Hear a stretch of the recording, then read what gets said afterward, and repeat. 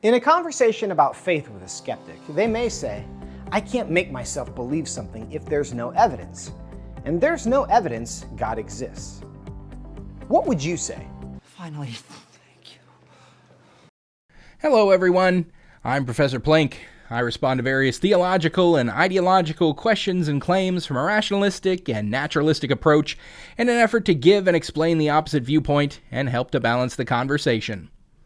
Today's video comes to us from the channel What Would You Say?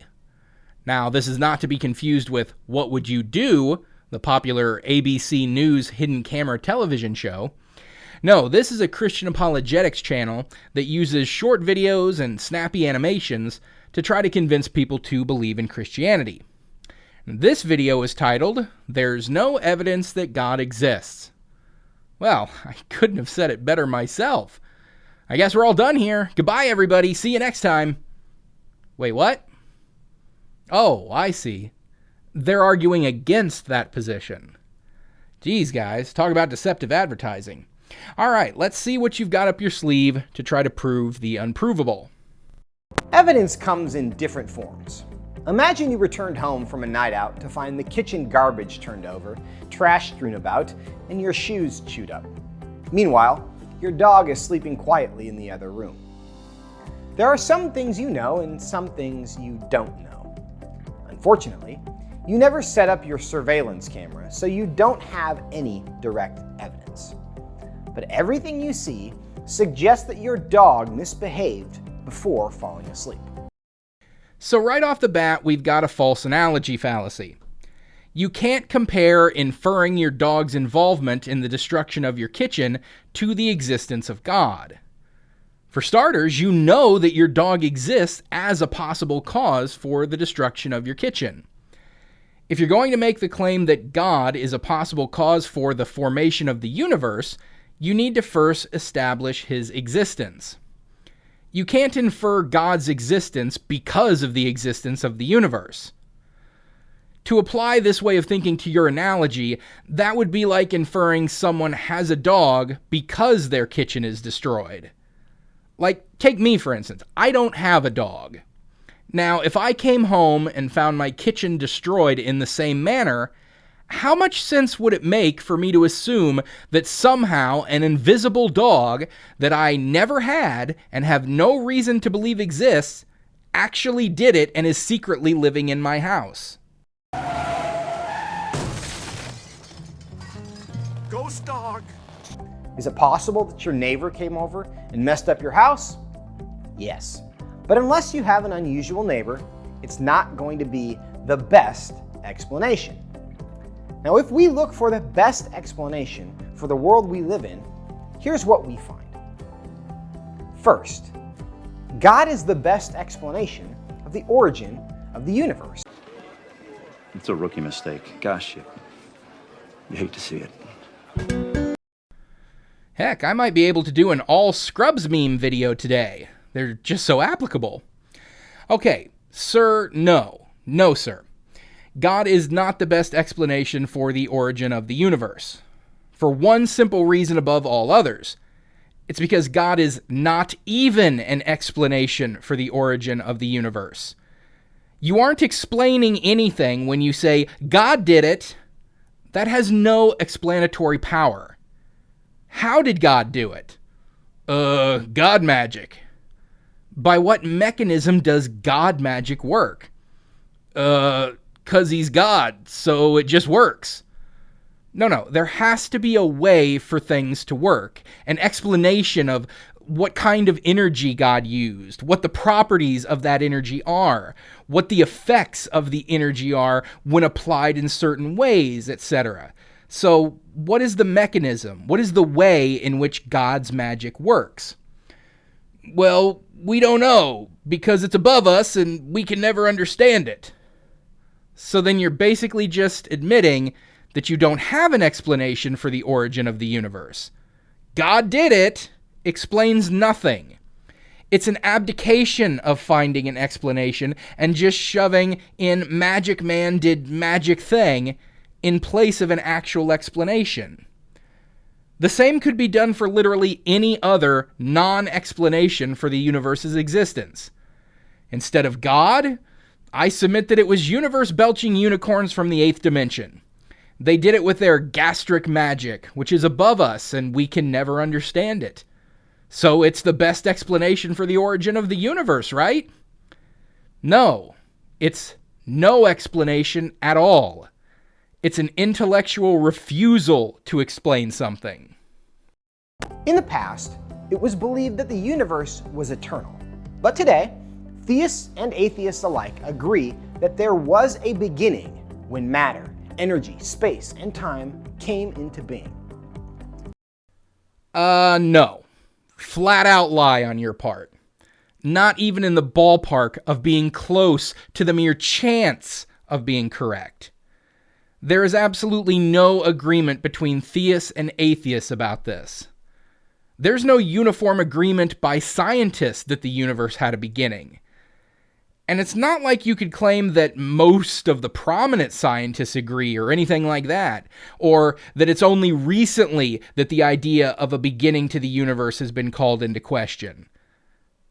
Stephen Hawking, maybe the most well-known physicist since Einstein, put forth the notion of a beginningless universe at a conference back in 1981. He and other physicists developed what was called the no-boundary proposal. Now, while this idea of a beginningless universe is still hotly debated and contested, the point is that there is no across-the-board agreement that there was a temporal beginning to the universe. And by the way, the Big Bang has never been thought of as the ultimate beginning of the universe. It is the expansion of the current presentation of our universe from its initial state of high density and temperature. I'm going to keep saying this until some theist actually gets it right, which means I'll probably be saying it for the rest of my life. Denying a creator, atheists are required to believe that everything we see came out of nothing. Experience and science tell us that something can't come from nothing. We have never seen it happen. We have never seen something come from nothing. Well, maybe that's because there's no such thing as nothing. Where would we have nothing upon which we could examine? Could you kindly point out nothing to me so we can get to work experimenting on it? You can't? Well, maybe that's because within an existent universe, there's no such thing as non-existence upon which to test your claim that something can't come from nothing. Even if you were to go out into space and find an area where there was no matter whatsoever, maybe a 1 mile by 1 mile by 1 mile cube section of space where not a single atom was present, would that be nothing? No, because it's still space. It's still got height, width, and depth. It's still something. So you can't take it as axiomatic that something can't come from nothing when there is no nothing upon which to base that assertion.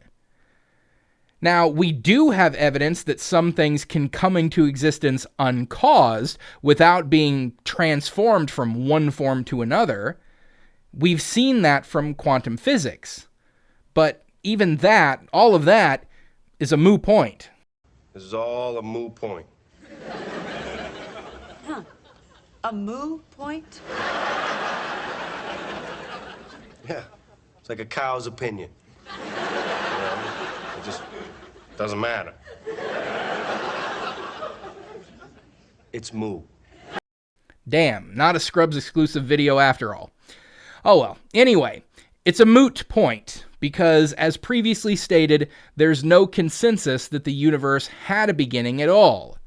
So, whether the universe is eternal or it came into existence from nothing, both of these possibilities are better explanations than Magic Man did Magic Thing. Second, God is the best explanation for the fine-tuned universe. Not only does the universe exist, but it contains a delicate balance of conditions that not only allow matter to exist, but life to be possible. From the strength of gravity, to the size of the moon, to the tilt of the earth, hundreds of conditions had to be just perfect at exactly the same time for life on Earth to be possible. The fact that conditions on this planet got to a point where life could develop is nothing particularly miraculous. Not when you consider just how many planets exist in the universe. Thanks to new research using data from the Kepler Space Telescope, it's estimated that there could be as many as 300 million potentially habitable planets in our galaxy. In our galaxy alone. There are, at current estimate, about 100 billion galaxies in the observable universe. Now, assuming that other galaxies could have a similar number of habitable planets in them as ours does, and doing a little simple if big number math, that would mean that there could be as many as 3e19, that's 3 times 10 to the power of 19, or a 3 with 19 zeros after it, or 30 quintillion habitable planets in the observable universe. Still feel special?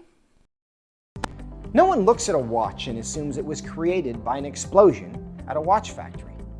No one sees graffiti on a wall and assumes a paint truck was involved in an accident. When we see evidence of design, we assume there was a designer, because logic and experience tell us that order doesn't come from disorder. Never, not in a million years, absolutely not. No way, Jose, no chance, Lance, and yet, negatory, nah, and of course my own personal favorite of all time, man falling off of a cliff. No!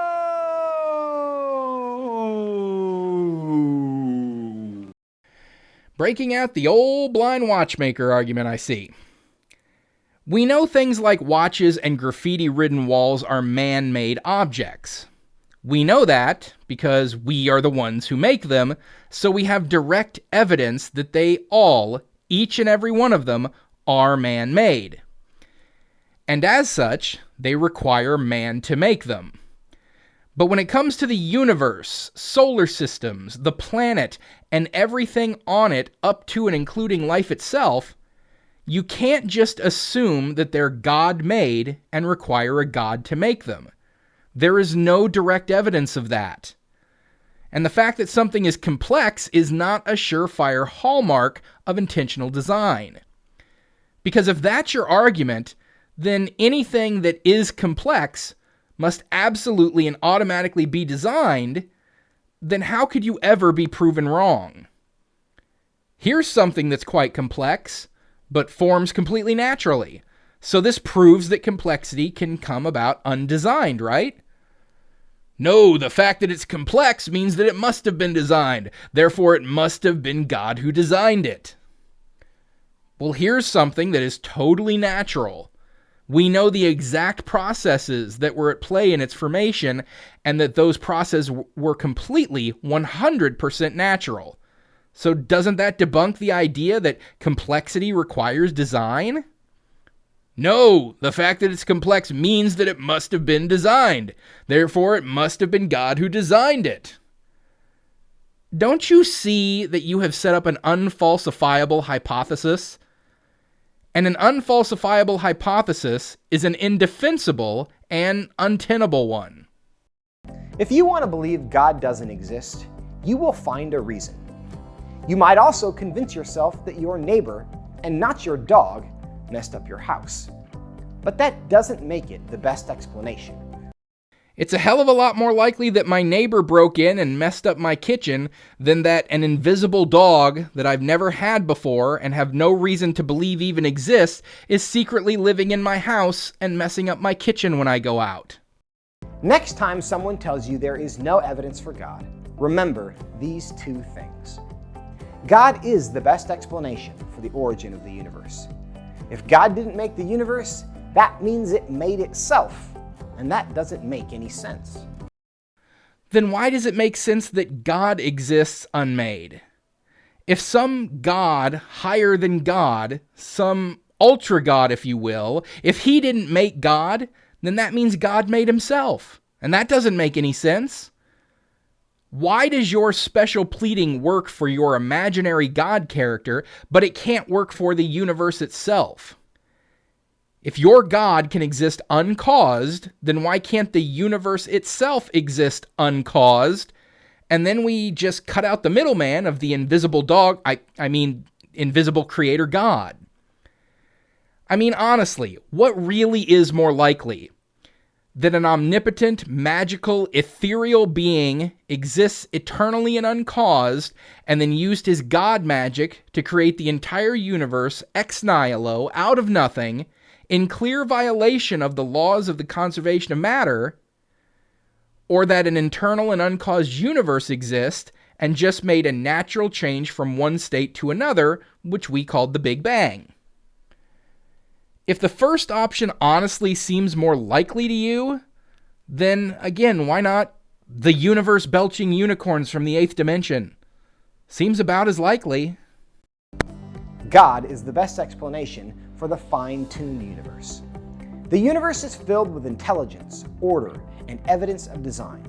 In every other area, when we see design, we assume there was a designer. No, when we see human design, we assume there was a designer. We don't look at natural structures and assume design. We don't look at things like elephant rock and assume that it was a real elephant just because it kinda sorta looks like one. This is not just some rock. That was a giant elephant, and that is petrified in the Great Flood. Okay, well, non-idiots don't look at natural things and assume design. So in the end, they really just had those 2 points to make. God is the best explanation for the universe, which isn't true because God isn't even an attempt at explaining the universe. And 2, that the universe is fine-tuned, which it isn't. Complexity can occur naturally, and the Earth isn't even all that special in its ability to support life. So, sorry folks from What Would You Say, but you're... Wrong, wrong, wrong, wrong. Wrong, wrong, wrong, wrong. You're wrong, you're wrong, you're wrong. So thanks for watching, everyone. Don't forget to like this video, comment, and subscribe so you'll always be notified when a new video comes out. Until next time, I'm Professor Plink reminding you to keep striving for greater understanding. It's the best way to get wherever you want to go.